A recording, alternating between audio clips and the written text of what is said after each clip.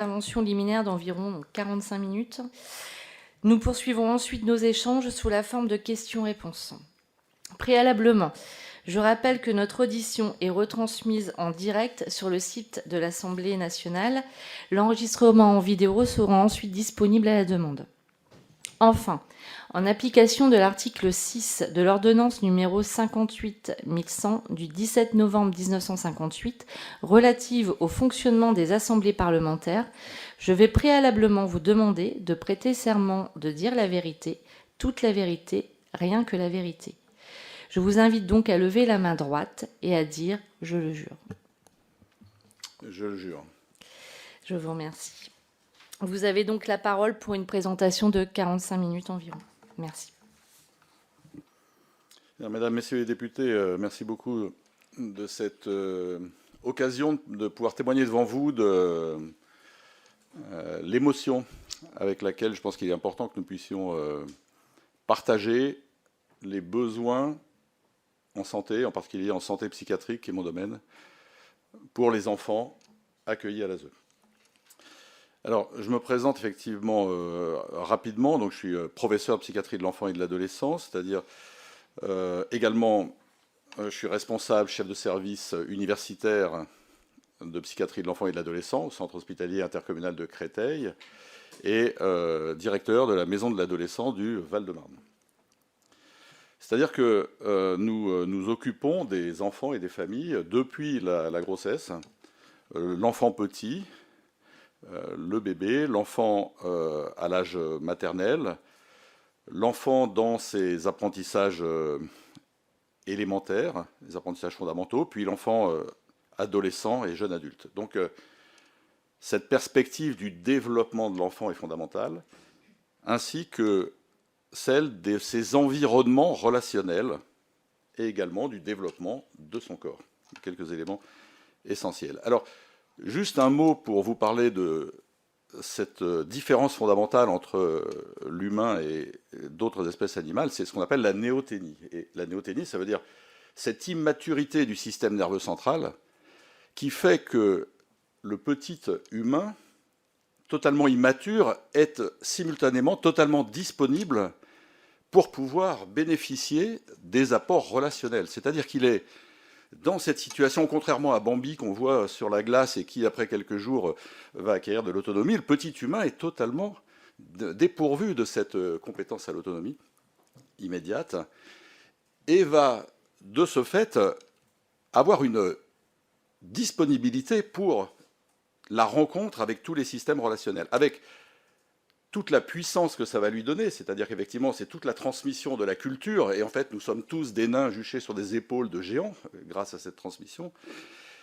Mais vous voyez bien que c'est aussi une vulnérabilité extraordinaire, car ces rencontres avec des systèmes relationnels environnementaux peuvent être des rencontres dramatiques ou des rencontres carencées. Donc, puissance et vulnérabilité. Pour aborder tout de suite la question des enfants en protection de l'enfance, c'est-à-dire que c'est là qu'on rencontre les enfants les plus vulnérables, avec des liens d'attachement insécures. Ce sont ceux qui sont le plus impactés par l'adversité, souvent l'incohérence, l'imprévisibilité, plus encore, qui est très destructrice, de relations familiales parfois chaotiques, et de carences relationnelles, et parfois du psychotrauma. Nous reviendrons sur ces termes-là. Donc, c'est cette conception relationnelle de la personne humaine que je voulais souligner en préliminaire, selon laquelle un enfant est d'abord constitué de ses premières relations, puis par toutes les relations importantes.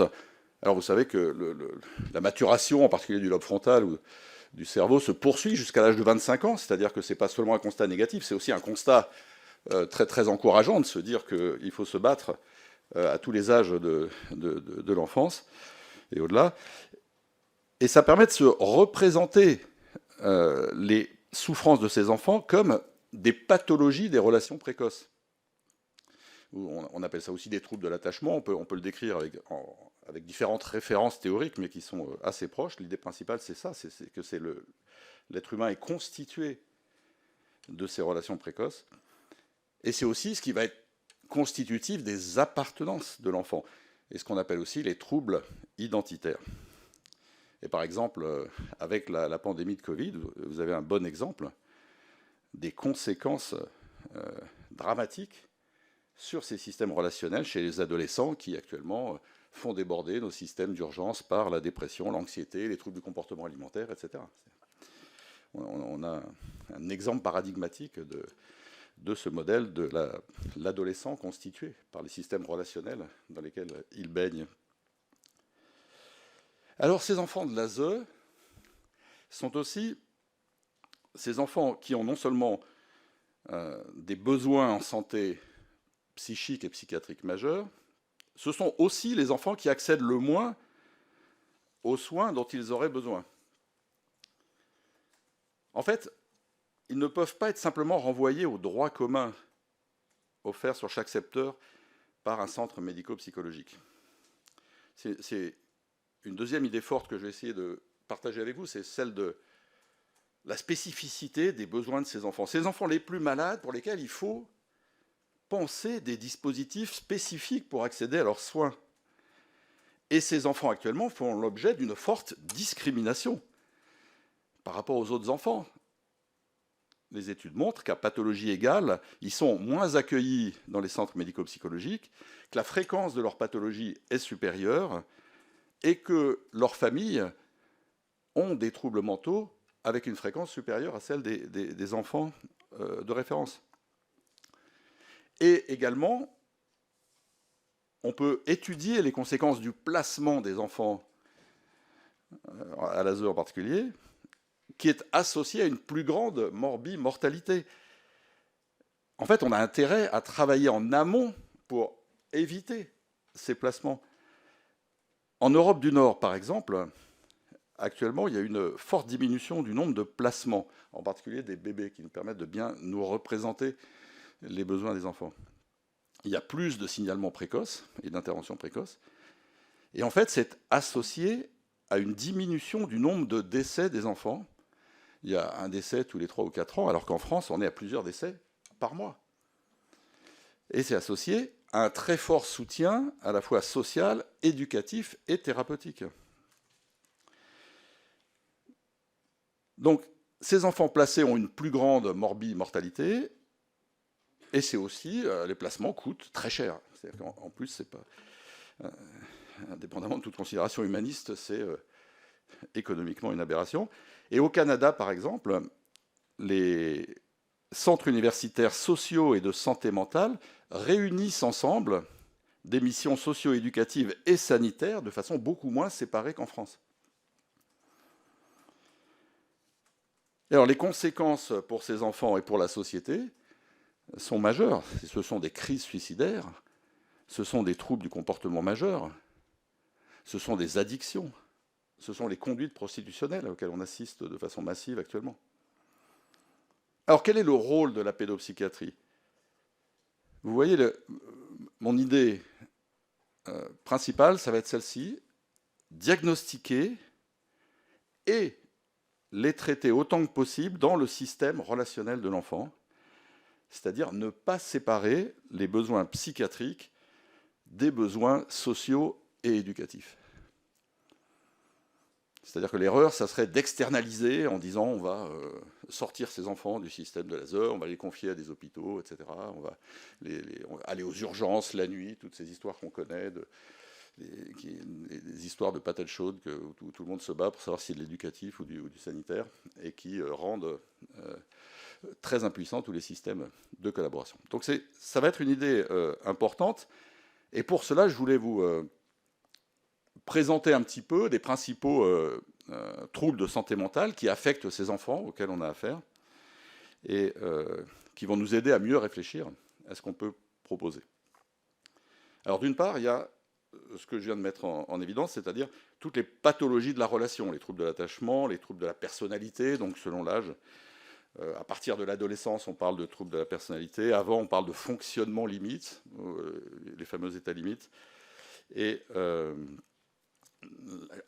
chez l'adulte, on va penser plutôt à des troubles de personnalité constitués. Donc ça va être toutes ces pathologies de la relation qui vont être un fond commun avec des décompensations gravissimes et qui occupent les 2 tiers de nos services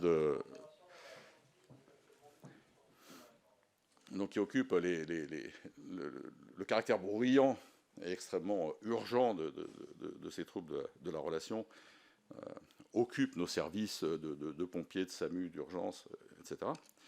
Et on va voir que c'est rarement des bonnes réponses, que ces réponses précipitées catastrophiques. Alors, les psychiatres doivent aussi diagnostiquer, évaluer et orienter pour les soins des pathologies spécifiques, c'est-à-dire effectivement les troubles autistiques, par exemple, les troubles du neurodéveloppement doivent être repérés, comme chez tous les enfants. Il y a les troubles des apprentissages, qu'on appelle les dyscalculies, les dysphasies, etc., les troubles de l'attention, l'hyperactivité, ou maintenant les refus scolaires anxieux, qui sont très importants à repérer chez ces enfants. Et les psychotraumas, puisque ça devient maintenant des consultations, des motifs de consultation. Chez ces enfants, c'est rarement des psychotraumas simples, c'est-à-dire que le modèle du psychotrauma simple, avec certaines techniques, ne vont pas être appliqués dans le cas de psychotraumas complexes, qui vont plutôt être apparentés à des troubles de la personnalité ou des troubles de l'attachement. Il y a tous les syndromes qu'on pourrait appeler en comorbidité, c'est-à-dire tous les syndromes anxio-dépressifs que présentent ces enfants, tous les troubles du comportement, donc, y compris des violences, y compris des décompensations, les addictions, les conduites prostitutionnelles, nous en avons parlé, et les grandes situations de crise et d'urgence, donc les crises suicidaires, les crises de violence, des situations de maltraitance physique, sexuelle, de violence intrafamiliale et de violence dans les fratries. Et également, comme tous les enfants, des urgences psychiatriques, des états délirants aigus ou des hallucinations. C'est-à-dire que pour répondre à tous ces besoins, c'est dans cette dynamique de réflexion que nous avons développé à la Maison de l'Adolescent du 94 et dans le service universitaire de Créteil des ressources en termes d'accueil de ces enfants, dont certaines spécifiques aux enfants de l'ASE. Donc ce sont les consultations à la maternité et l'unité de parentalité parent-bébé avec un hôpital de jour et des unités mobiles pour accompagner les mères avec les bébés à la sortie, en les gardant le moins longtemps possible hospitalisés. Il y a des consultations précoces pour l'autisme, donc avec des repérages très précoces, des consultations pour les troubles des apprentissages, et nous avons conçu une unité mobile pour aller dans les écoles, pour proposer ce qu'on appelle les diagnostics de situation, sur lesquels je vais revenir, au sein de l'école, puisqu'un trouble de l'apprentissage doit et peut être diagnostiqué de façon efficace au sein du système relationnel scolaire de l'enfant, puisqu'il peut avoir différentes origines, à la fois intrapsychiques, mais également le climat scolaire, les rapports des parents aux apprentissages, etc. Nous avons développé également, pour répondre aux besoins de ces enfants, des consultations familiales, maintenant des thérapies multifamiliales, c'est-à-dire que ce sont des groupes de plusieurs familles qui travaillent ensemble pour construire leurs compétences parentales. Nous avions développé des consultations psychotrauma, j'en parlais tout à l'heure, qui sont de plus en plus sollicitées. Une équipe de clinique transculturelle, pour lorsque les enjeux culturels sont un obstacle à l'accès aux soins. Et une consultation pour les mineurs de retour de zones de guerre, Syrie, Irak, avec des réponses spécifiques. Et à la Maison de l'Adolescent du 94, nous avons développé une unité qu'on appelle Crisis, c'est-à-dire c'est des accueils pour les adolescents sans rendez-vous, parce qu'on pense qu'il faut être très disponible, et lorsqu'il y a une crise, c'est pas en répondant par une demande de consultation avec un psychologue ou un psychiatre dans 6 mois que ça va être inadéquat. Et ça va éviter des hospitalisations, c'est-à-dire le fait de pouvoir répondre très vite avec une très grande disponibilité va permettre de désamorcer ou au contraire d'avoir un effet thérapeutique rapide auprès de ces adolescents, des familles et des systèmes, des professionnels qui travaillent avec eux. Et nous avons développé l'unité mobile adolescent, que vous m'avez fait l'honneur me demander de préciser, ce que je ferai bientôt, en partenariat avec la DPEJ du 94, et pour intervenir dans les foyers de l'aide sociale du 94, plutôt que, comme je le disais tout à l'heure, d'envoyer en urgence ces adolescents dans des contextes de crise à l'hôpital. Nous avons développé également une unité mobile 15-30 pour les jeunes entre 15 et 30 ans, les jeunes adultes, pour se rendre auprès de ces jeunes qui sont échoués en dehors de tout recours à la fois médical, de recours psychiatrique ou de recours social. C'est souvent dans des situations de grande difficulté. C'est un âge très difficile parce que c'est le moment d'articulation entre les systèmes pour les enfants et les systèmes pour les adultes, que ce soit les systèmes sociaux et les systèmes éducatifs. Et c'est également l'âge où apparaissent les grandes pathologies psychiatriques de l'adulte, tous les troubles bipolaires, la schizophrénie, les troubles de personnalité. Donc c'est une période de vulnérabilité particulière qui expose, et une question majeure qui est celle de l'accompagnement après la majorité des jeunes qui sont confiés à l'ASE. Et nous avons développé également des groupes d'appui aux situations complexes où on réunit l'ensemble des partenaires d'une situation. On peut être 20 ou 25 dans une salle à travailler pendant une demi-journée, avec des techniques comme la clinique de la concertation qui permet, lorsque c'est possible, d'associer les familles à cette réflexion avec tous les professionnels engagés autour des adolescents. Nous avons développé un hôpital de jour pour adolescents avec des unités mobiles pour essayer d'éviter l'hospitalisation, parce que, encore une fois, je pense qu'il y a quelques situations rares où l'hospitalisation à temps plein est nécessaire, mais vraiment exceptionnelle. C'est seulement quand il y a des grandes décompensations délirantes ou des crises suicidaires majeures qu'il faut protéger à court terme immédiatement les ados. Mais je pense que dans le meilleur des cas, il faut essayer de travailler en amont et travailler dans la continuité et travailler hors les murs, c'est-à-dire aller vers ces ados dans les structures relationnelles, les structures éducatives, les structures sanitaires dans lesquelles ils évoluent. Nous avons développé une unité d'accueil pédiatrique pour les enfants en danger, au CHIC, en lien donc avec le service de pédiatrie et l'unité médico-judiciaire avec une salle Mélanie pour permettre d'avoir des auditions une seule fois pour les enfants victimes. Et enfin, je citerai la Maison de l'enfant et de la famille, qui regroupe des professionnels du soin, des professionnels de l'éducatif, du social, de l'éducation nationale, des chercheurs, des associations, des patients et des familles. On a même réussi à recruter, pour son savoir expérientiel, une mère de famille dans ce qu'on appelle maintenant les médiateurs de santé père, c'est-à-dire que ce sont des familles qui ont eu affaire à la psychiatrie et à l'hôpital et qui font bénéficier les autres familles et les autres enfants de leur expérience. Alors, quelles sont effectivement les principales évolutions, la question qui m'a été posée dans notre domaine d'expertise concernant notamment la notion d'attachement. Alors, évidemment, il faut de la psychiatrie. De la psychiatrie de l'enfant, vous voyez, mais pas de l'enfant seul. C'est la psychiatrie de l'enfant dans ses systèmes d'appartenance. En fait, ce n'est pas dans le bureau d'un psychiatre aussi compétent fut-il que va se développer ou se réparer un enfant. En fait, c'est un modèle de psychothérapie individuelle qui est rarement opérant et qui est presque toujours incompréhensible pour les adolescents. Donc, nous pensons qu'il faut soutenir les systèmes relationnels mobilisés autour de l'enfant, sa famille, les éducateurs, l'école, les référents ASE, les familles d'accueil, les psychothérapeutes, quand il y en a, dans un certain nombre de cas, des animateurs, selon les âges, ça peut être le club de basket, le graphe ou la musique, la muscu, tout ce qu'on appelle la santé positive également. En fait, il faut les superviser, les coordonner, les hiérarchiser dans ce qu'on pourrait appeler un métasystème cohérent qui est orienté vers des objectifs lisibles et partagés par tout le monde.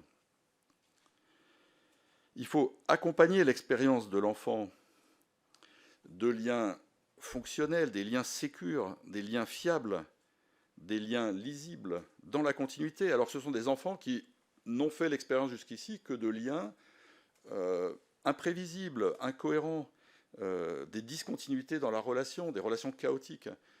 Et ces jeunes ne croient pas qu'on peut s'appuyer sur les relations. Ils ont fait l'expérience que les adultes ne tiennent pas la route. Et on ne peut pas démentir. Il va falloir 5 à 10 ans de travail avec eux pour qu'ils puissent intégrer d'autres schémas. Il y avait un ado qui avait dit à un éducateur, ça ne sert à rien que je te raconte, puisque de toute façon, dans 2 mois, tu ne seras plus là. Il savait qu'une relation, les gens ils sont sympas, mais on ne peut pas compter dessus. Ils l'ont intégré profondément. Alors, nous, ce qu'on propose, c'est de construire un diagnostic de situation. Ça veut dire, il faut associer un diagnostic individuel à un diagnostic relationnel de l'enfant. Et c'est ça qui va autoriser des interventions, d'une part auprès de l'enfant, et sur les systèmes relationnels qui sont pertinents autour de l'enfant.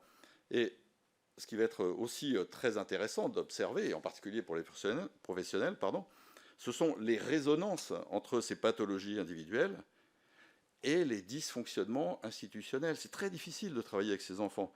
Pourquoi? Parce que ces enfants ont dans la tête des modes opératoires internes, par exemple, qui vont être colorés par la persécution, par la méfiance, comme je disais, par le fait qu'ils s'attendent à ce que de toute façon l'adulte ne tienne pas la route, ne tienne pas sa parole, ne revienne plus, fasse des promesses idéalisées qui ensuite vont s'effondrer. Et ça va entraîner les éducateurs, s'ils sont insuffisamment formés, à des réactions. Et on voit des éducateurs qui, à certains moments, méconnaissent ou mal interprètent les réactions des adolescents qui, simplement, eux, sont fidèles à un pattern qu'ils ont appris. Donc il va falloir qu'ils soient capables de l'analyser, qu'ils soient capables d'avoir des formations solides en termes d'analyse, de régulation émotionnelle, en termes de ce qu'on appelle la validation émotionnelle. C'est-à-dire qu'un adolescent qui se met en colère, on a 2 outils qu'on va pouvoir équilibrer. Il faut de l'autorité, lui dire où est la loi. Mais peut-être pas tout de suite. Peut-être que d'abord, il va falloir une validation émotionnelle, c'est-à-dire lui dire, là, tu es très en colère, là tu es foudrage. Sans doute, peut-être que j'ai fait quelque chose, ou qu'il s'est passé quelque chose, ou que j'ai dit quelque chose qui a été pour toi insupportable. On valide, c'est-à-dire qu'on dit, tu es très en colère. Ça ne veut pas dire que tu as le droit. Après, on va parler du fait comment on fait quand on est très en colère, comment on le dit, comment on le partage, comment on analyse ce qui s'est passé, est-ce qu'il y a des malentendus, etc., etc. Donc on va travailler sur sa psychologie, et la psychologie et la psychiatrie vont aider l'ensemble des éducateurs et tous les réseaux engagés à comprendre ce que vit l'adolescent et à avoir des attitudes adaptées qui vont être autrement qu'en rupture, en évacuation, en crise, etc., etc. C'est-à-dire que ça demande une... Donc c'est une notion de résonance entre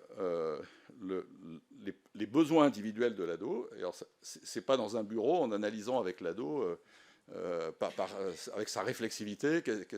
Alors, encore une fois, le soin individuel, c'est très bien et heureux les ados qui peuvent y accéder. Je ne dis pas du tout ça. Ce que je dis, c'est que peut-être dans un deuxième temps, ça sera possible, mais qu'il faut aller vers l'ado, ça veut dire être capable, le temps qu'il faut, d'aller vers lui et de proposer les soins qui lui permettront peut-être un jour de s'approprier, c'est-à-dire le fait d'aller voir un psychothérapeute quand on ne va pas bien, c'est déjà un résultat culturel, éducatif, social, qui se construit dans la durée et qui n'est pas donné à tout le monde.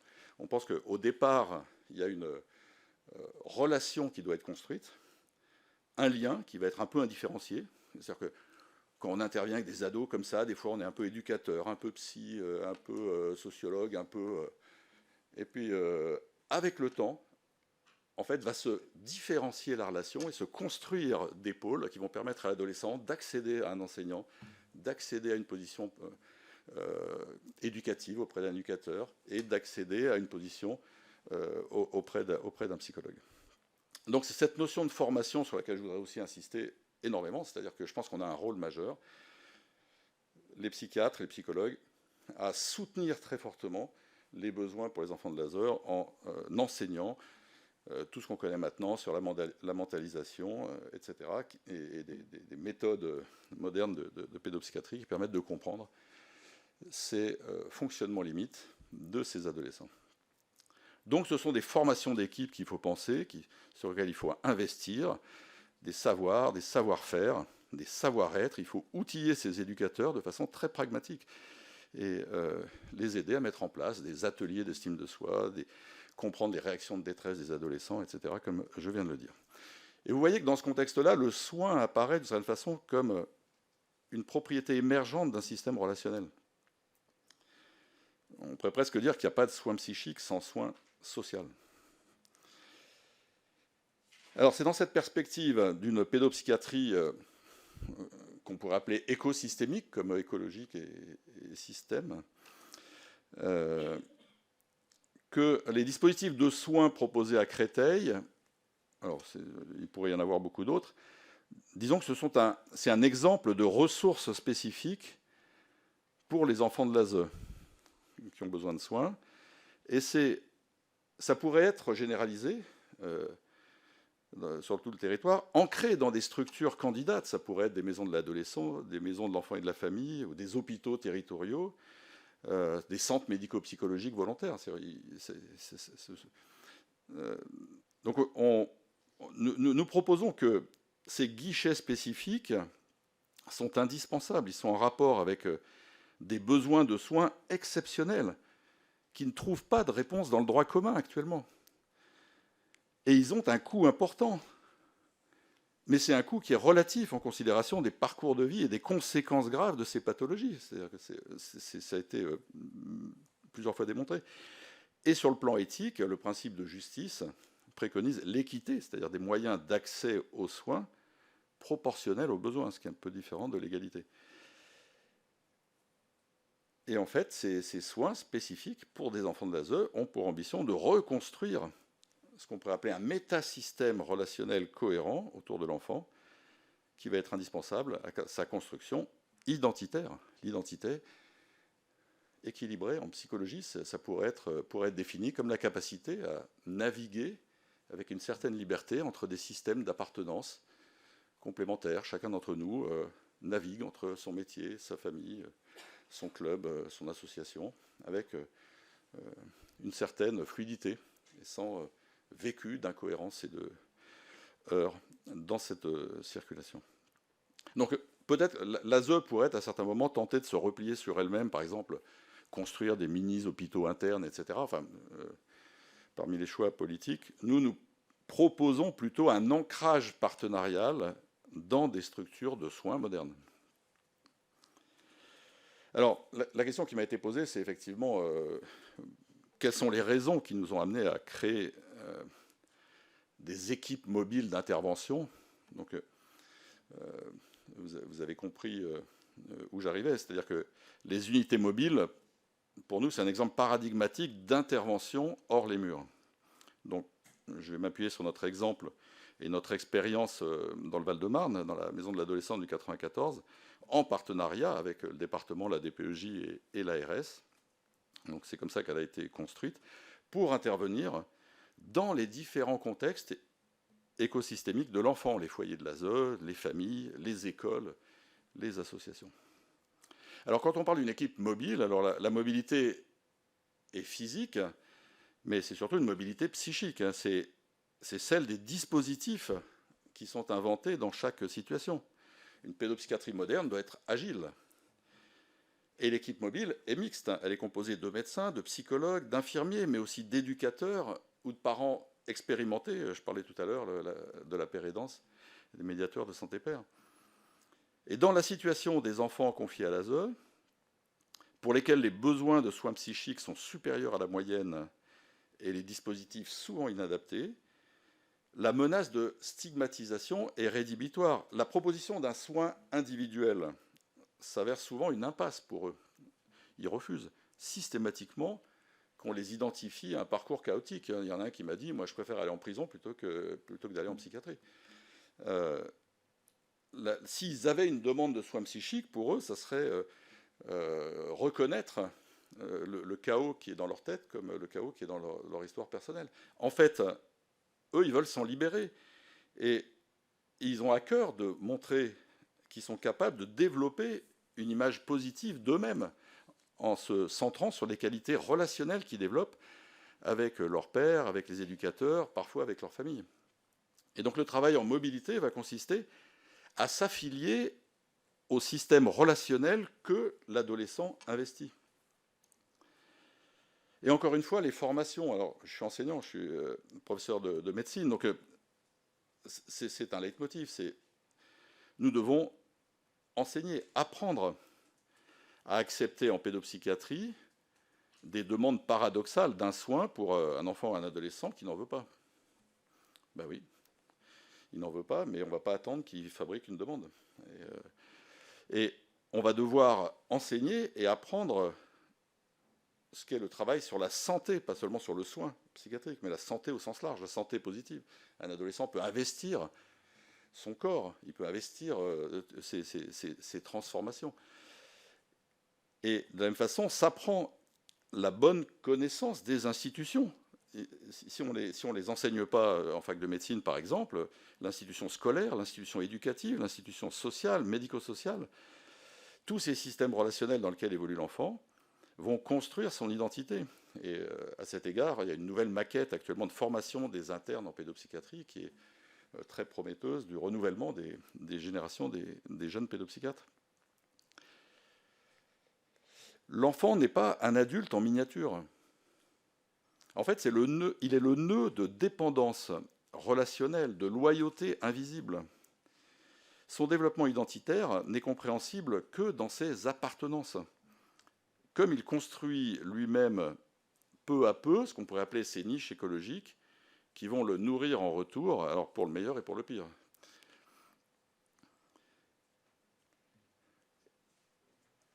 Alors la différenciation entre éducation sociale, pédagogique et soins, comme je le disais tout à l'heure, ne peut pas être un a priori. En fait, elle se construit dans une dynamique au départ, est la relation. C'est-à-dire qu'il faut aller vers ces jeunes, aller vers ces éducateurs, aller vers ces foyers, aller vers ces équipes qui sont sur le terrain, et à partir de là, va se construire une différenciation des postures professionnelles.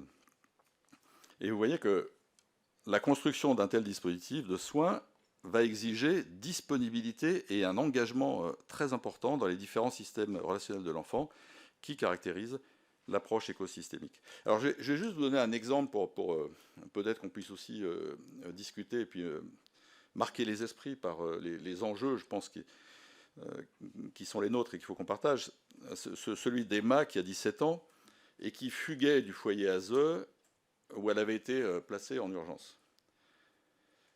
Ces prises de risques, consommation de toxiques, tentatives de suicide et conduite prostitutionnelle étaient telles que l'indication d'une hospitalisation en psychiatrie avait été posée. Alors pour Emma, son placement était une sanction de ses comportements et non une mesure de protection contre la maltraitance grave qu'elle avait subie. Elle demandait à retourner chez elle, ce que refusait l'équipe ASE, préoccupée de sa sécurité, devenant à son insu non plus protectrice, mais accusatrice de sa famille, et interdisant l'expression de la loyauté d'Emma pour sa famille. Et en résonance avec le placement, la psychiatrie devenait une évacuation en urgence du foyer de l'ASE. Alors l'unité mobile ado, l'UMADO, en choisissant d'accompagner Emma chez elle, a endossé l'injonction paradoxale et assumé un conflit transitoire avec l'ASE, mais que les équipes ont pu travailler entre professionnels. Emma, s'appuyant alors sur les professionnels de l'unité mobile qui reconnaissaient sa loyauté familiale, alors les professionnels de l'équipe mobile à ce moment étaient justement eux-mêmes mis en cause par la famille, a pu considérer à ce moment-là que ses parents ne la protégeaient pas assez et qu'elle était exposée à des situations incestueuses. Et donc Emma, à ce moment-là, a demandé à ne plus revenir chez elle et a investi les projets éducatifs et soignants de soins individuels pour soigner sa dépression et le sevrage à ses addictions. Donc, au-delà des méthodes et des dispositifs, la reconnaissance de la vulnérabilité des situations rencontrées mobilise les valeurs éthiques du soin et de la santé. L'illusoire attente d'autonomie d'un petit adulte en construction et en demande de soins doit savoir, selon nous, s'effacer devant les qualités de disponibilité, d'engagement et de justice qu'exige la vulnérabilité des environnements de l'enfant. Alors la question m'a été posée, quels sont les principaux dysfonctionnements que vous identifiez dans la prise en charge de la santé mentale de ces enfants. Alors nous avons exposé le principal besoin, selon nous, du point de vue sanitaire, de création de dispositifs spécifiques pour les enfants de l'ASE qui ont besoin de soins à la fois individuels et relationnels. Je ne reviens pas sur ce point. Du côté des partenariats, du côté de l'ASE, du côté de la PJJ, parmi les grandes difficultés que nous avons, c'est le turnover des référents, du côté social comme du côté sanitaire. La question de l'attractivité de ces métiers, de leur revalorisation, de leur encadrement, de leur formation, on en a parlé plusieurs fois, est centrale. L'instabilité des équipes est un obstacle majeur à la construction des liens, en interne et entre équipes, en résonance avec les discontinuités relationnelles des enfants et des familles. Je vous citais cet ado qui disait, de toute façon, ça ne sert à rien que je te raconte, dans 2 mois, tu ne seras plus là. Ce sont les changements fréquents de lieu de vie pour ces enfants et ces adolescents. C'est l'insuffisance de référents, un référent qui garantisse la continuité narrative du parcours de vie, qui lui raconte ce qui s'est passé, qui soit témoin des différents moments de l'histoire. Un enfant, il peut accepter qu'il y a des changements, qu'il y a des choses qui se sont passées, mais il faut que quelqu'un le lui raconte, qu'il y ait une certaine cohérence. Quand on tombe sur les éducateurs qui sont arrivés depuis 6 mois, qui ont eu des demi-transmissions, qui eux-mêmes sont complètement dans une instabilité totale, il y a une résonance totale entre les parcours de ces enfants et les parcours de ces professionnels. Et il faut que quelqu'un raconte à l'enfant d'où il vient, ce qui s'est passé, et puis raconte aussi qui est cette famille d'accueil, qui est sa famille, qui sont les gens qui sont dans ce foyer, qui est ce psychothérapeute qu'il reçoit. Ces enfants sont totalement perdus, avec un défaut de repérage d'une histoire, d'un fil narratif auquel qu'ils puissent les aider à construire leur identité. Donc il y a une insuffisance de soutien des psychologues, et je partage les conclusions du rapport du Sénat de 2023. Bon, d'une part, on a un effondrement de la démographie médicale psychiatre, et les psychologues, on a des psychologues, c'est un métier extraordinaire qui doit être soutenu. Ils sont insuffisamment payés. Les psychologues les plus expérimentés doivent être... on doit leur attribuer des fonctions de coordination adjointe de services pour que leur expérience puisse bénéficier à la formation des plus jeunes psychologues qui arrivent. Il faut une valorisation professionnelle, des temps de formation, d'expérience professionnelle. J'ai parlé tout à l'heure des formations beaucoup plus pragmatiques qui sont insuffisantes. Donc je pense que les modèles aussi de références théoriques doivent évoluer. Tous les outils de régulation émotionnelle, d'estime de soi, la compréhension des réactions de détresse des enfants, leur mode opératoire interne lorsqu'ils sont dans cette histoire-là. Que les professionnels soient capables d'analyser leur résonance professionnelle devant des troubles de l'attachement. C'est très difficile d'exercer ce métier. Il faut avoir du recul et comprendre ce qui est agi. Et il faut des formations communes aux équipes de soins de l'ASE, de la PJJ, de l'éducation nationale, qui permettraient de construire une culture commune et un réseau structurant l'accueil des enfants et des familles et contribuerait à l'attractivité de ces métiers, dans la continuité des groupes d'appui aux situations complexes, par exemple. Et les services de soins, comme les services de l'ASE, sont trop souvent en quête de solutions individuelles à court terme. C'est-à-dire qu'il y a cette exigence de pouvoir s'inscrire dans la durée.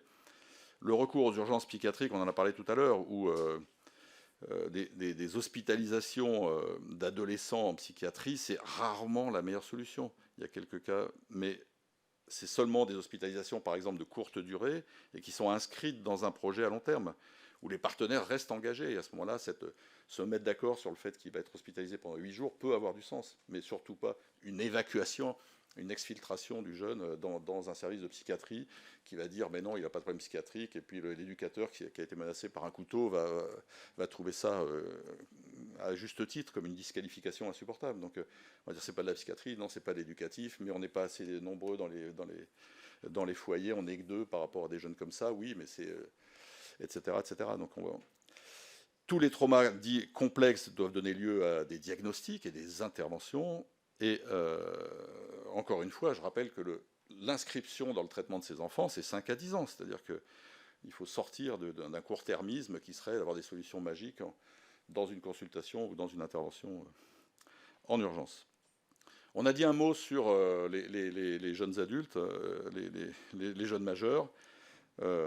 C'est très problématique. C'est la raison pour laquelle nous avons développé cette unité mobile qu'on appelle le Contact 15-30 dans cette période de particulière vulnérabilité. Et simplement pour conclure ce propos liminaire, et je suis à la disposition de vos questions pour aller plus loin dans ces différents points, je pense qu'aujourd'hui, les prises de conscience et les modèles d'intervention d'une pédopsychiatrie moderne intègrent mieux ces perspectives écosystémiques et le besoin de continuité entre les interventions sanitaires, sociales, éducatives. Et j'ai donné l'exemple de pays comme au Canada où ça c'est déjà en place depuis 20 ans. Donc je pense que les choses bougent. Les formations aussi bougent, mais il faut vraiment les soutenir de façon massive. Des professionnels du métier du social comme des métiers du soin et l'attractivité aussi doit être soutenue de façon massive si on veut que les choses évoluent. L'expression contemporaine de souffrance exprimée par ces enfants, ces adolescents et ces familles, c'est des graves manifestations qui submergent nos services sociaux et les services d'urgence et qui, sur le plan économique, coûtent des fortunes et sont des réponses inadéquates. Il me semble que ça semble provoquer une certaine prise de conscience des besoins de santé de ces enfants et des investissements massifs qu'ils justifient. En conclusion, la protection de l'enfance, me semble-t-il, ne concerne pas que quelques-uns, mais tous les enfants. Et au-delà, l'idée, le projet que la République construit de son futur. Je vous remercie, je suis à votre disposition pour poursuivre ces échanges. Je vous remercie et merci pour ces premiers... Est-ce que vous pouvez fermer votre micro? Merci. Donc, je vous remercie pour ces premiers propos liminaires. Et maintenant, nous allons passer aux questions des députés, en commençant par celle de Madame la rapporteure. Merci. Merci, professeur Balette, pour votre intervention, évidemment majeure, que je partage de longue date pour les travaux que vous portez sur le Val-de-Marne, qui ont pu étayer, vraiment accompagner les équipes de la protection de l'enfance qui en avaient drôlement besoin, et à travers l'ensemble des dispositifs que vous avez pu mettre en place en concertation avec tout l'écosystème que nous avions. Je voudrais vous demander, vous l'avez évoqué tout à l'heure, est-ce que ce modèle qui pense être transposable à l'échelle nationale pourrait être le modèle sur lequel on puisse s'appuyer dans cette commission d'enquête, et surtout qu'il puisse être en capacité au niveau des ministères et donc de la santé en particulier, c'est bien, ça demande des moyens. Est-ce que vous avez capacité à nous dire le prix à votre échelle, dans votre connaissance en matière de santé, de ce qu'il faudrait pour construire un dispositif de ce type à travers nos territoires et qui puisse être comme le modèle que vous avez proposé avec beaucoup de possibilités offertes à des territoires qui en ont grandement besoin pour satisfaire les besoins en santé des enfants sous protection de l'enfance, mais plus globalement la santé de l'enfance en investissant évidemment ce que je pense souvent plutôt l'avenir à travers cette mobilisation générale pour les enfants dans la globalité, puisque c'était pas l'objet du propos d'aujourd'hui, mais vous avez parlé tout à l'heure de la question de l'autisme, et nous avons bien évidemment aussi de nombreux enfants porteurs de troubles autistiques qui ont besoin d'être repérés dès le plus jeune âge et d'être accompagnés de la meilleure manière par les équipes de l'ASE et en santé générale, bien évidemment, en France aussi. Et on sait que la France s'y prend plutôt extrêmement tard dans son repérage et dans son diagnostic. Donc je voudrais vous demander 3 questions à travers cette question du coût en matière de santé. Je pense que c'est un investissement et non pas un coût. Deuxièmement, savoir si réellement on a capacité à le mettre en œuvre assez rapidement dans une organisation territoriale à l'échelle nationale. La question majeure aussi sur les troubles de l'attachement, les besoins fondamentaux des enfants, puisqu'aujourd'hui, si on regarde un peu, c'est pas égalitaire dans tous les territoires, parce que suivant les territoires, il y a beaucoup d'enfants en bas âge qui se trouvent être en protection de l'enfance. Ça monte depuis quelques années avec des chiffres plus importants.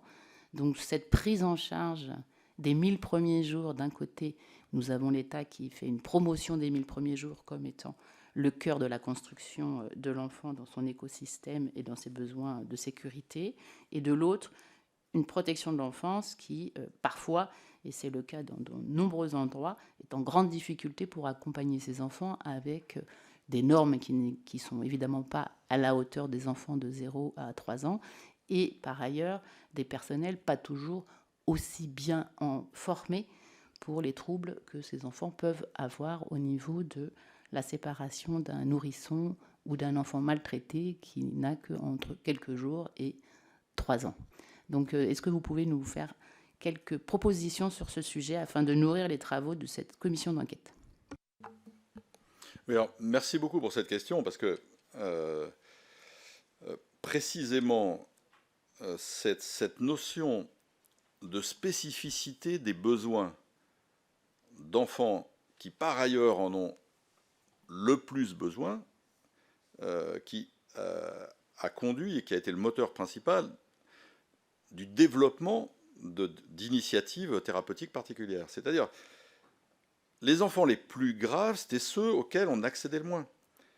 Donc ça nous a conduit à nous poser des questions, d'une part sur nos modèles d'intervention, c'est-à-dire est-ce que la fameuse demande d'un enfant qui veut du soin doit être quelque chose qui est dissocié des constats que font tous les acteurs éducatifs, sociaux, politiques, ou est-ce qu'il faut penser les choses autrement? Donc je pense qu'il faut qu'on regarde la réalité en face, qui est que ces enfants nombreux ont des besoins énormes auxquels on ne répond pas. Et ça nous coûte des fortunes. C'est-à-dire que la question de l'investissement, c'est nos services d'urgence sont débordés. C'est-à-dire qu'on ces enfants, parce qu'on répond de façon inadéquate, on est très inefficace, on décourage tout le monde, on épuise les équipes, et les équipes se disent, de toute façon, c'est le tonneau des Danaïdes, et plus on passe nos nuits aux urgences, et puis plus on héberge ces ados, et plus ces ados reviennent, et on ne met pas les forces là où il faudrait. Donc, on a compris que on ne peut pas imaginer la psychiatrie ou le soin psychique comme une espèce de solution magique externalisée qui serait ailleurs. Donc, je pense que c'est une donnée fondamentale, c'est que l'enfant grandit dans son système relationnel. Donc, c'est pareil pour les difficultés et les troubles des apprentissages à l'école. C'est-à-dire que si on ne réfléchit pas au soutien de l'équipe éducative, au climat scolaire, à la formation de tous les gens qui encadrent l'enfant, à la formation des parents, au soutien social plus large qu'il y a autour des apprentissages. Dans certains cas, il y a des troubles des apprentissages spécifiques qui concernent des dysfonctionnements de certains réseaux neuronaux, mais le diagnostic de situation permet d'intégrer bien au-delà l'ensemble des paramètres qui sont déterminants. Donc, je pense que les besoins de ces enfants à l'ASE, d'ailleurs, ils n'ont pas tous des besoins de santé psychiatrique, donc doivent être considérés comme nécessitant un savoir-faire et des abords particuliers. Et je pense que c'est un investissement qui sera à la fois beaucoup plus efficace et beaucoup moins cher que toutes les conséquences graves qui font quand même la une des journaux régulièrement, et les défauts également d'efficacité. C'est-à-dire que ces enfants, les mettre en psychiatrie ou leur proposer des dispositifs qui sont inadéquats ne sont pas une bonne réponse. Alors après, la deuxième question, c'est effectivement notre capacité à les mettre en œuvre.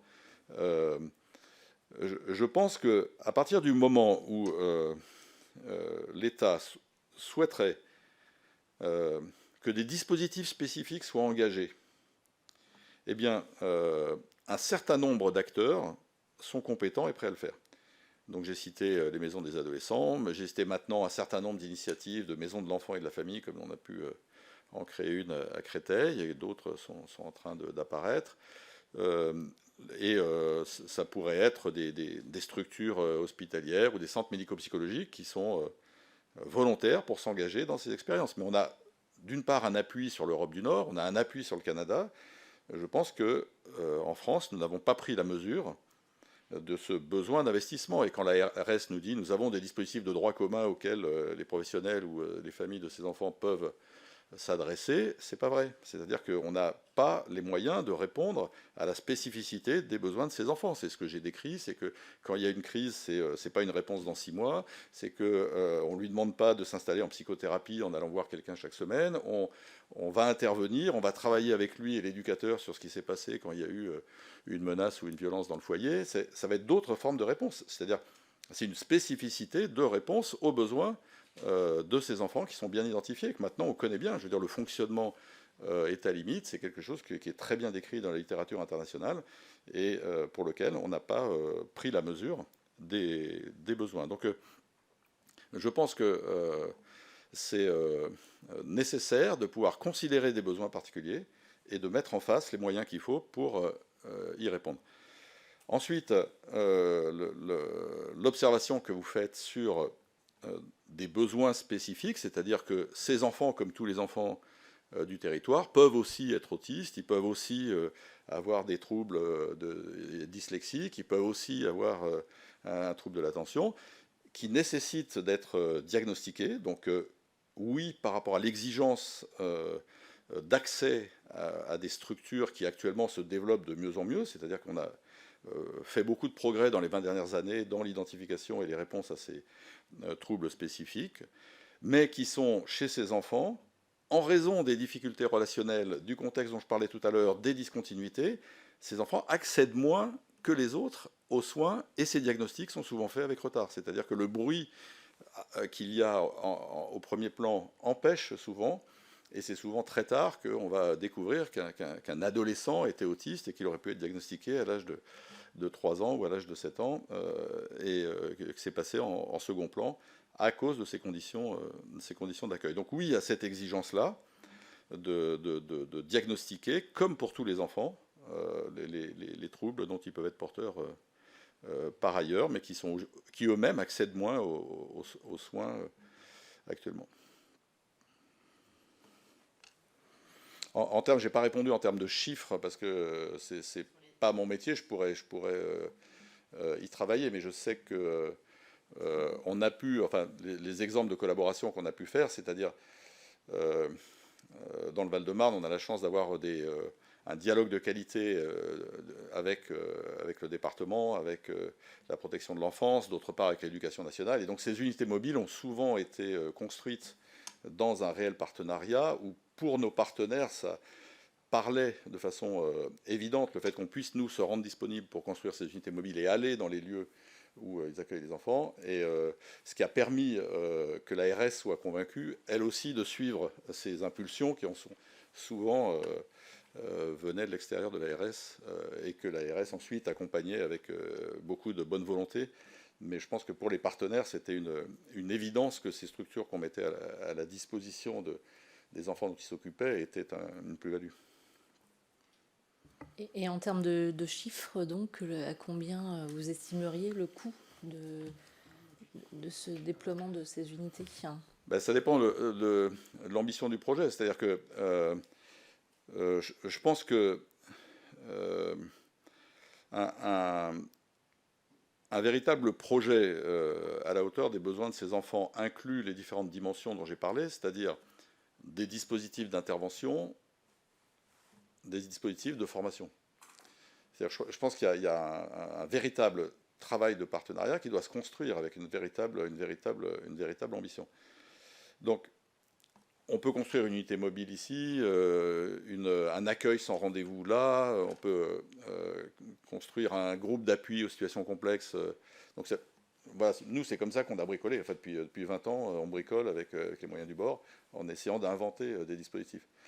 Mais je pense que ça mériterait d'être formalisé dans un véritable projet.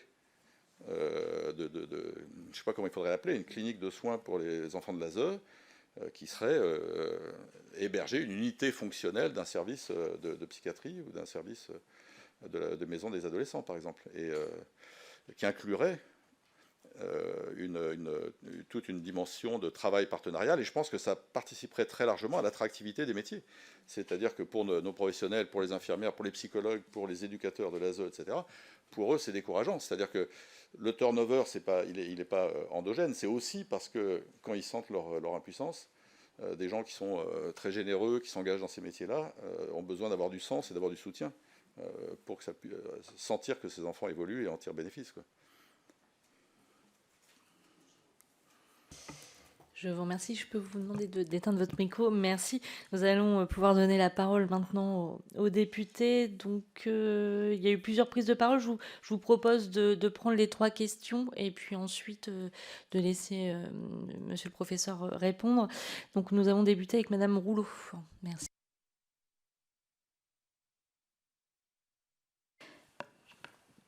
Merci Madame la Vice-présidente. Je vous remercie, docteur, d'être présent parmi nous. J'avais une première question à vous poser sur la nécessité. Vous avez dit il faut surtout ne pas séparer le sanitaire du social. Et donc, je voulais vous demander d'être plus concret, mais finalement, dans votre dernière réponse, moi, j'ai bien compris. C'est-à-dire que vous nous proposez en fait des systèmes qui se sont appuyés sur la pratique et notamment donc d'avoir des maisons, d'avoir des unités mobiles et que tout ça, on puisse le généraliser. Donc, je trouve cette idée formidable. Je voulais aussi vous demander, alors, c'est pas tout à fait le même sujet, mais justement, pour savoir si vous voulez qu'on aille aussi dans ce sens, je ne sais pas si vous connaissez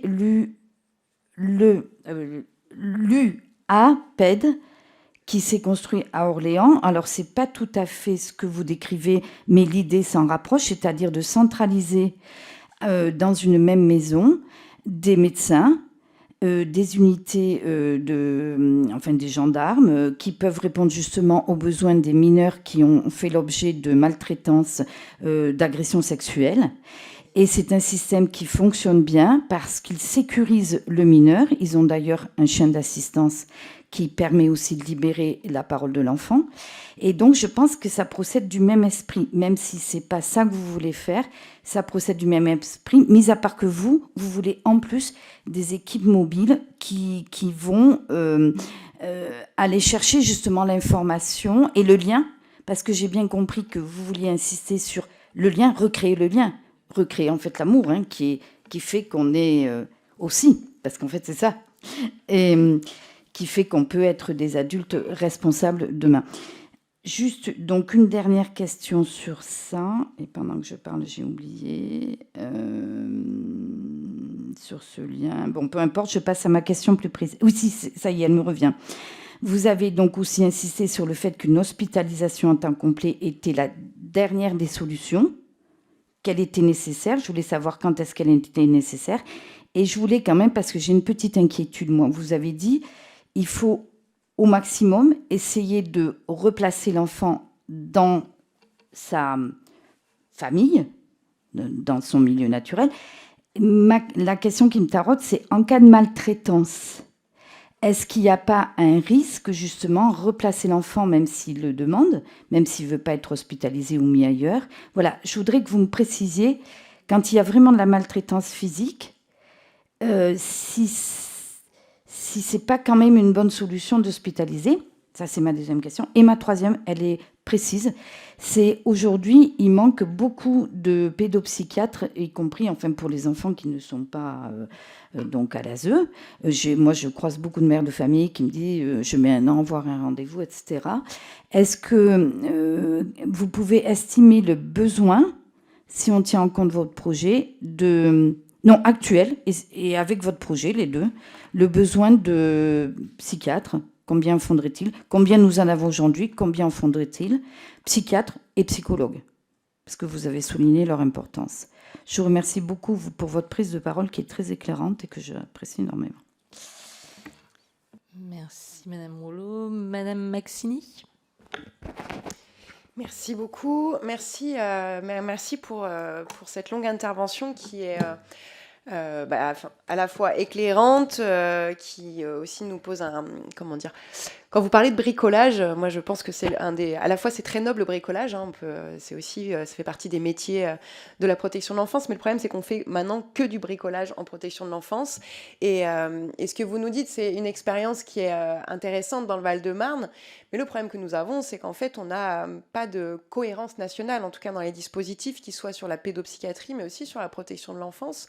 Et ça, c'est une des grandes difficultés aujourd'hui pour évaluer l'état de l'aide sociale à l'enfance, c'est nous avons 101 politiques de protection de l'enfance dans notre pays en fonction des départements, et j'ai l'impression que sur la question du soin psychologique et psychiatrique, c'est un peu la même chose. Ça dépend aussi des volontés de chacun et de chacune, du partenariat qui se crée ou pas avec des ARS, avec des hôpitaux, avec des chercheurs.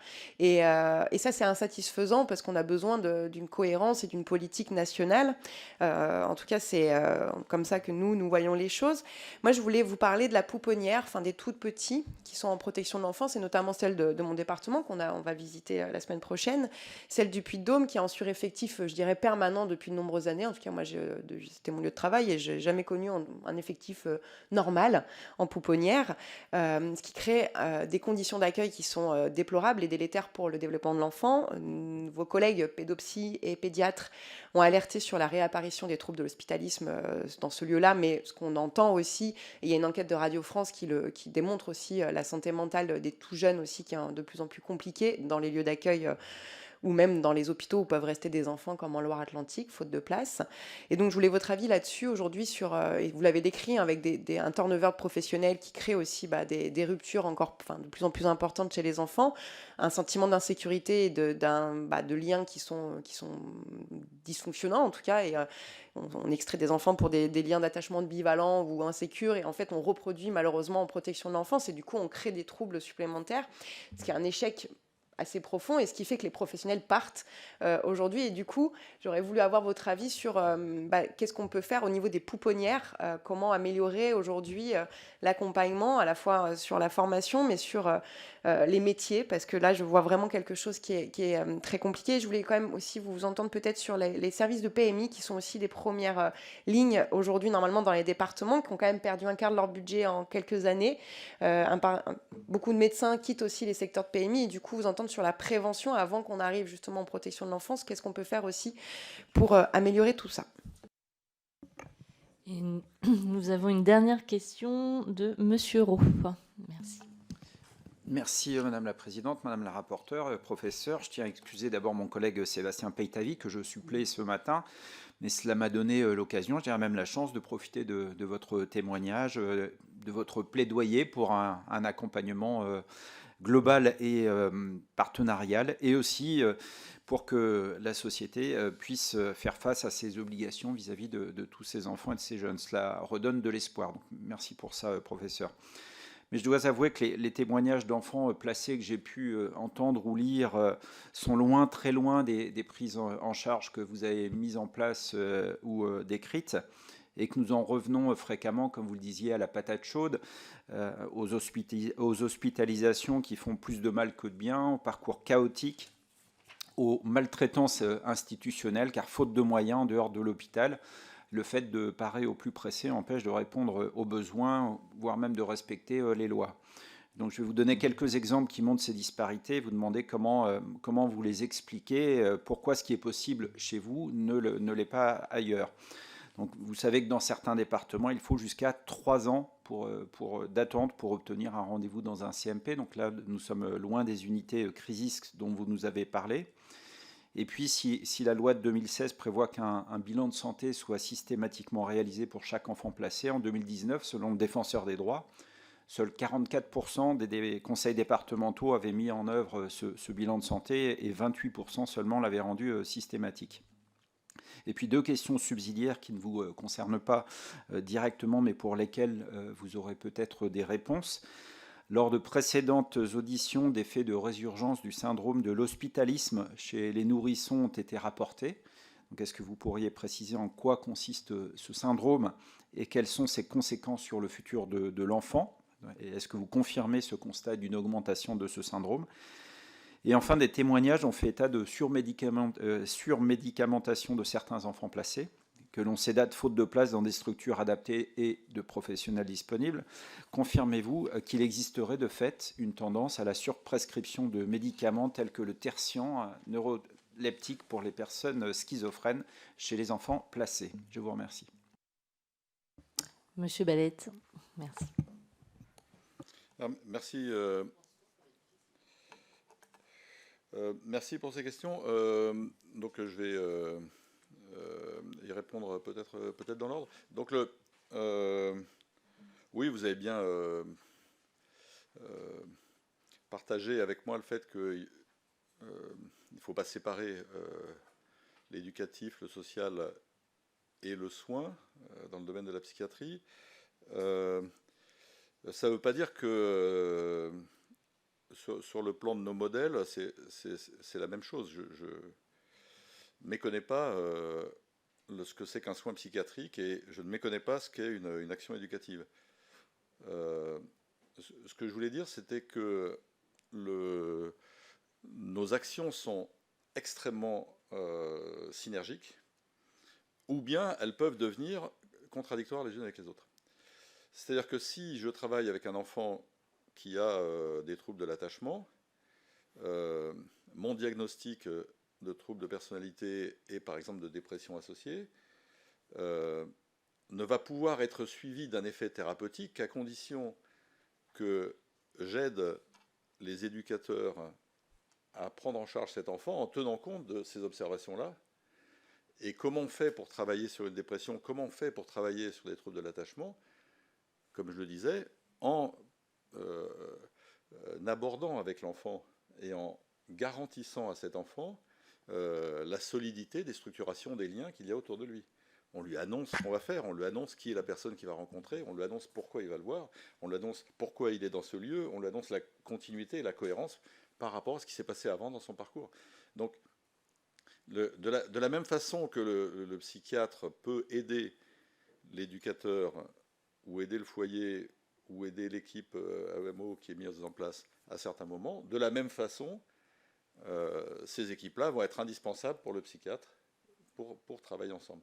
Et c'est encore plus vrai quand on est dans des situations, effectivement, on parlait tout à l'heure de vos questions autour des pouponnières et des bébés, par exemple, sont majeures. C'est-à-dire que, effectivement, comment on travaille sur le système relationnel qui est autour d'un bébé, évidemment, il faut engager des interventions qui sont à la fois psychologiques, à la fois éducatives et à la fois sociales. C'est ce qu'on essaye de faire dans notre hôpital de jour, qui est une unité de parentalité parent-bébé. Donc, d'une part, pendant les grossesses, c'est un moment de disponibilité particulière de ces familles et de ces mères, qui a été bien décrit et qui permet d'avoir des interventions très efficaces des psychologues, à condition d'avoir un nombre de psychologues suffisant. C'est-à-dire que nous, on est aussi complètement débordés. C'est-à-dire qu'on a des demandes. C'est une maternité à Créteil, il y a près de 4000 accouchements par an, et on est débordé par le nombre de situations psychopathologiques graves. Donc, des mères qui ont besoin, ou des familles qui ont besoin d'un accompagnement social, thérapeutique, à ce moment-là, vont avoir une disponibilité sur laquelle la société pourrait intervenir. Et là, on intervient autant qu'on peut, je dirais, avec les moyens qu'on a. Et en aval de ce séjour à la maternité, on peut accueillir ces diades dans l'unité de parentalité parent-bébé en hôpital de jour. Elles peuvent venir une à plusieurs demi-journées par semaine. Et ensuite, pour essayer d'éviter qu'elles restent à l'hôpital, puisque la question a été posée de l'hospitalisme, nous sommes persuadés qu'il faut que ces personnes retrouvent le plus vite possible leurs environnements habituels, leur soutien. Il va falloir identifier avec elles quels sont les soutiens, donc dans des conditions qui sont diverses pour les différentes personnes. Les unités mobiles vont pouvoir intervenir pour favoriser un retour dans ces environnements habituels. Alors, je ne crois pas du tout avoir dit que j'étais pour le fait de replacer les enfants dans les familles. Je n'ai pas d'idée a priori, c'est-à-dire que je pense que ça serait même difficile d'avoir des idées a priori. Je pense que chaque cas est singulier, nécessite une évaluation extrêmement fine. Donc, je ne comprends pas très bien les gens qui diraient je suis pour, je suis contre. Je pense qu'il y a des situations qui justifient que les enfants ne soient pas laissés dans leur famille biologique.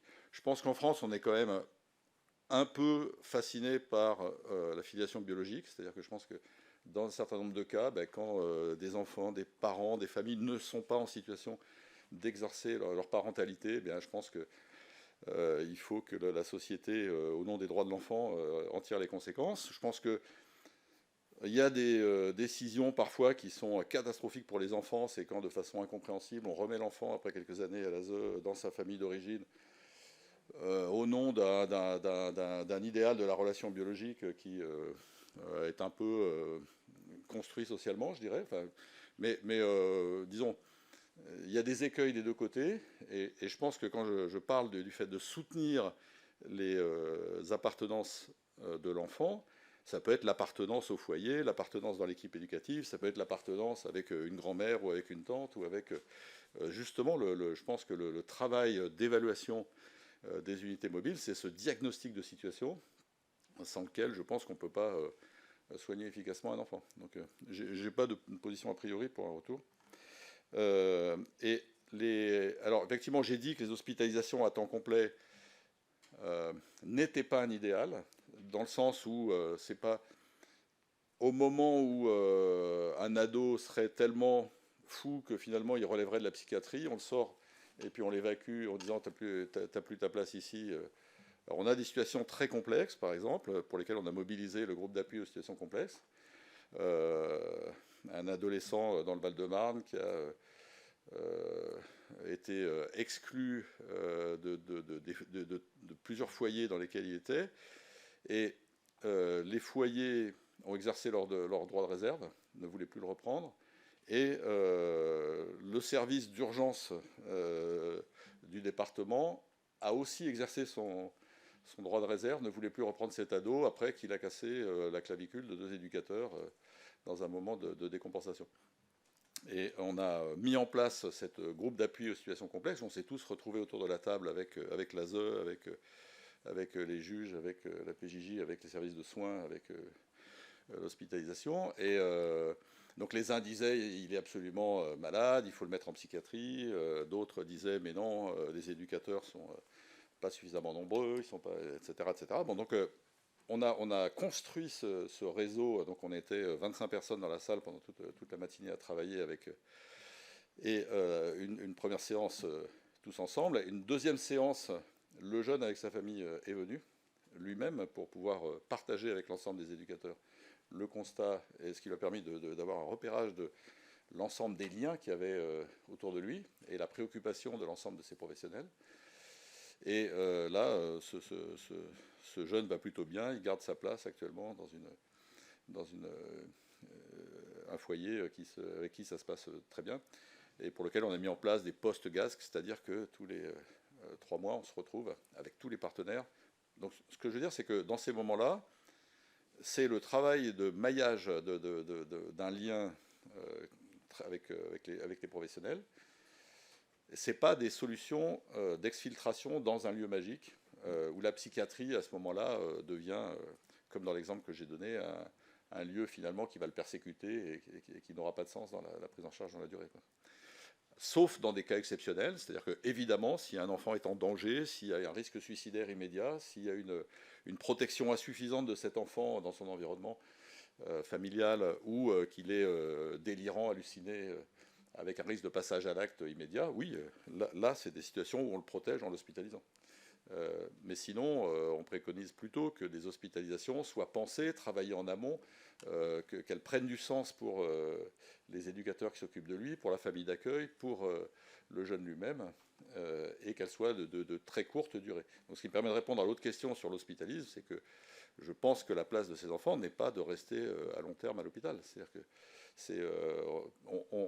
faute de mieux, l'hôpital reste un lieu de recours pour une détresse sociale qui prend différentes formes, mais je pense que ce n'est pas ce qui est du tout préconisé pour la santé psychique de ces enfants. Et pour l'UAPED, voilà, juste, effectivement, nous aussi, on a une UAPED qu'on est en train de monter. Je pense que c'est grâce au travail de certains élus très actifs qui ont permis que ça se construise, que ça se mette en place, cette salle Mélanie, qui permet aussi d'avoir une qualité de psychologues qui peuvent accompagner justement le recueil des dépositions par les enfants, par leurs familles, et puis aussi d'avoir une clairvoyance en intervenant aux urgences, en intervenant en pédiatrie, et avec lesquels on peut aussi travailler au-delà de l'aspect judiciaire, ce qui est évidemment fondamental, les nécessités d'orientation de ces enfants vers des prises en charge appropriées, ou de ces familles vers des prises en charge appropriées. Donc ça permet aussi d'avoir un travail de justice, d'accueil, d'évaluation et d'orientation vers des soins appropriés, parce que trop souvent, c'est des positions qui ensuite ne sont pas du tout associées à des mesures de soins qu'il faut évidemment penser en aval. Alors, sur la question de la cohérence nationale, pardon. Ah oui, alors la baisse de la démographie. Alors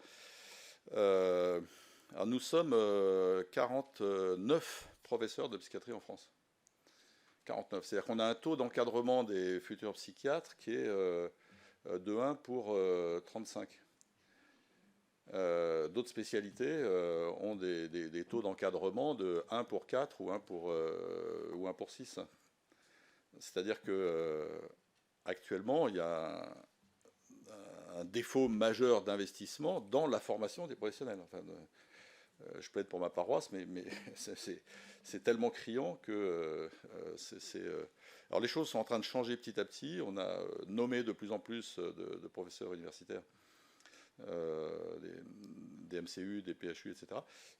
Mais les choses changent doucement et ne sont pas du tout à la hauteur des besoins. Donc ça c'est une première chose. Je pense que ce qui arrive là, c'est quand même la conséquence d'un numerus clausus qu'on a dénoncé depuis 30 ans. C'est-à-dire que je pense que là, maintenant, c'est un numerus apertus qui dont le nom a changé. Mais ça permet néanmoins un contrôle. Donc si on ne forme pas plus de médecins, on n'a pas plus de médecins à l'arrivée. Donc ça, je souhaite ardemment que les choses changent, mais je m'étonne qu'on découvre ça avec surprise actuellement. Et je pense que là, il y a, pendant les 10 prochaines années, la situation de baisse de cette démographie psychiatrique va s'accentuer, s'amplifier. Et je pense en revanche qu'on a un corps de professionnels très compétents que sont les psychologues qui sont insuffisamment valorisés. C'est-à-dire que les conditions de travail et de carrière des psychologues dans nos hôpitaux sont largement insuffisantes. C'est-à-dire qu'ils sont, elles sont attirées par le fait qu'il y a des dispositifs innovants, qu'il y a une certaine dynamique et une formation auprès de personnes expérimentées, etc. Mais très souvent sont recrutés et ensuite ont des carrières qui ne sont pas du tout à la hauteur des enjeux et des investissements. Donc je pense qu'il faudrait travailler comme je le disais, à créer des postes, et c'est ce que j'aimerais soutenir, de créer des postes de psychologues coordonnateurs d'équipe qui valorisent des gens d'expérience et qui veulent continuer à travailler dans la fonction publique ou dans les différentes structures. Donc actuellement, je pense que l'attractivité doit être vraiment pensée globalement dans la dynamique des propositions et dans le respect des travailleurs, des personnes qui travaillent dans tous ces secteurs. Alors, sur la question, madame, effectivement, des bricolages, effectivement, je partage avec vous le fait qu'il y a des bricolages de génie qui sont improvisés à tel endroit. C'est trop, je suis complètement d'accord, c'est trop souvent dépendant de la qualité des liens entre les personnes qui arrivent à se comprendre, qui montent un projet ensemble, qui sont motivés, et puis avec une précarité du devenir de ces initiatives lorsque les gens s'en vont. Donc, je suis heureux qu'il y ait cette commission qui puisse dégager des lignes de conduite nationales et des exigences dans tous les départements par rapport aux mesures et aux dispositifs psychiatriques dédiés aux enfants de l'ASE. C'est-à-dire, je pense que ça doit être vraiment une exigence. Je pense qu'il doit y avoir des références et je pense que il faut aussi que ce soit spécifique et contrôlé. C'est-à-dire comme ça a été fait pour l'autisme, par exemple. C'est-à-dire que s'il y a une politique qui est faite de volontariste en disant les métiers du soin psychique et psychiatrique doivent être mobilisés dans un dispositif, que ce dispositif représente des enveloppes, il faut ensuite que ce soit tout à fait contrôlé en termes du nombre d'enfants qui sont accueillis, la façon dont ces enfants sont accueillis, les formations de ces professionnels, que ça donne lieu à une véritable politique volontariste orientée vers les besoins de ces enfants-là. C'est-à-dire que quand on posait la question de pourquoi il y a certains CMP qui ont des délais d'attente de 3 ans, c'est une question très complexe, mais je pense que c'est complètement inadéquat, je partage avec vous, monsieur le député, c'est complètement inadéquat avec les temporalités de réaction nécessaires à la prise en charge de ces adolescents. On ne peut pas, alors que ce soit avec des adolescents ou que ce soit avec des bébés, c'est encore pire. On ne peut pas attendre 3 mois avant de réagir lorsqu'on a une suspicion de négligence ou de carence autour d'un bébé. Ça n'a aucun sens. Donc oui, ça nécessite absolument, et je pense que ça nécessite d'avoir des références nationales qui soient très claires et qui soient volontaristes et qui incluent des dimensions d'intervention et des dimensions de formation et des dimensions aussi de questionnement autour des modalités d'intervention. C'est pas seulement chacun intervient comme il le sent en fonction de sa culture. Je pense qu'il y a vraiment des référentiels qu'il faut soutenir et construire ensemble. Alors, je vous laisse conclure, oui, pardon. monsieur.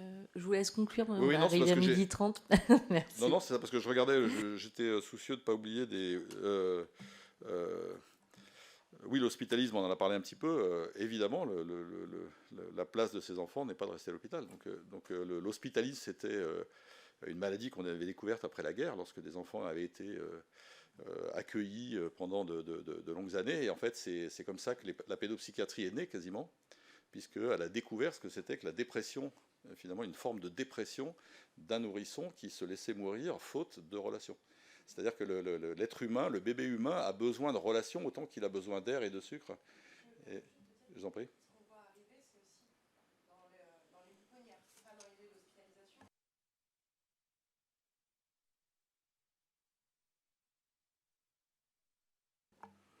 Moi, je pense que c'est une question majeure et qui nécessite absolument qu'on puisse approfondir ce diagnostic et mettre en face les moyens de réponse appropriés. Je pense que c'est extrêmement important. Et vous parliez de la PMI, pour moi c'est un enjeu majeur de soutenir les PMI et qu'elles se développent et grâce, on a la chance véritablement dans notre pays d'avoir des PMI de cette qualité et qu'on puisse soutenir l'attractivité et le fonctionnement de ces dispositifs-là. Je pense que c'est central et parfaitement complémentaire avec l'ensemble justement des réseaux et des relations qui sont construites autour de ces enfants. Peut-être une dernière réponse, par exemple, à la question des médications. Je me méfie un petit peu des conclusions là, qui ont été faites dans le rapport récent sur les surmédicalisations, parce que c'est un peu caricatural de dire que le médicament servirait de camisole chimique par défaut d'éducateurs. Enfin, disons, il y a un discours comme ça qui existe. Un médicament Donc il y a aussi des endroits où il n'y a pas assez accès aux médicaments. C'est-à-dire qu'il y a beaucoup d'enfants qui ont des troubles sévères et qui n'accèdent jamais à un psychiatre et qui n'accèdent jamais aux médications dont ils auraient besoin. Donc on a un peu les deux. Et je pense que le fait qu'on diagnostique mieux les dépressions de l'enfant, qu'on diagnostique mieux les troubles de l'attention, qu'on diagnostique mieux l'autisme, il faut s'en réjouir. Si à certains endroits il y a des surmédications qui peuvent être la conséquence effectivement de partis pris idéologiques, c'est des débordements, mais je serais prudent dans le fait de conclure que ce serait seulement pour pallier alors ce qui est sûr, c'est qu'on ne prescrit pas du tertian pour qu'un ado se tienne tranquille. Ça, c'est contraire à toute bonne pratique. Et j'espère que peu de collègues le font. On espère J'espère aussi. avoir Oui.